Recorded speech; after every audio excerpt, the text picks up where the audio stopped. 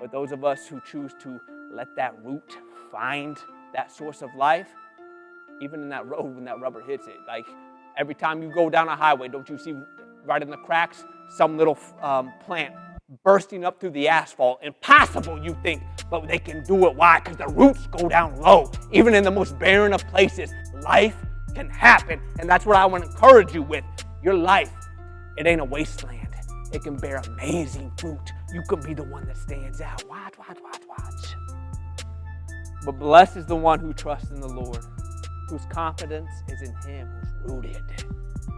They will be like a tree planted by the water that sends out its roots by the stream. It does not fear when heat comes. Its leaves are always green. It has no worries in a year of drought and never fails to bear fruit. Never. Why? It's rooted. It's found its life source. And Jesus says, He is that water, right? And that is where we root ourselves into. Ain't no other foundation but Him. And if we should let our roots grow down deep in this, we will always have, I don't care what the landscape looks like, nourishment. I mean, you've seen those little memes go across, and in the most barren of places, in the highest of mountains, there's one little plant that's seemingly growing out of a rock, right? How's it even doing that, we think? And that could be you. All you gotta do is let's put that root, that drive, that determination, that will of yours that God has graced you with to Christ. See, anybody can have, we're going to get to the good soil part. Ain't nobody taking pictures of no tree in a forest and going, oh my gosh, look how it's growing. Ain't nobody doing that.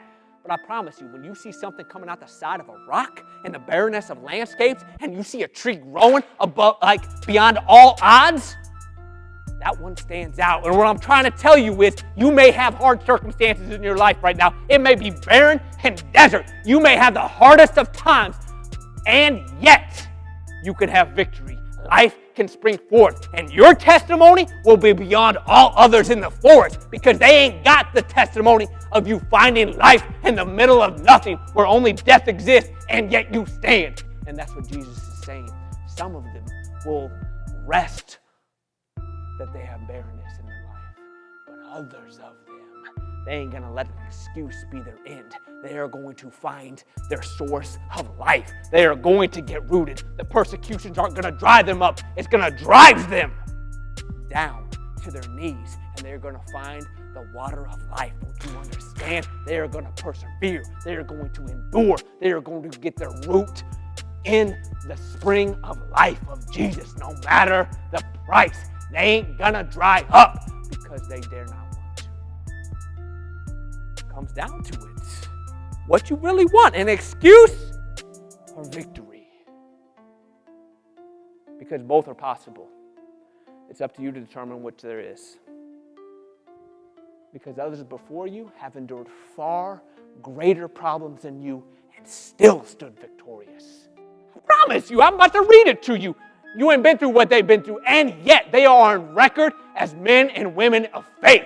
In the barrenness of times, in the hardest of circumstances, they have stood as a beacon of light, life running through them. Why? Because they were rooted.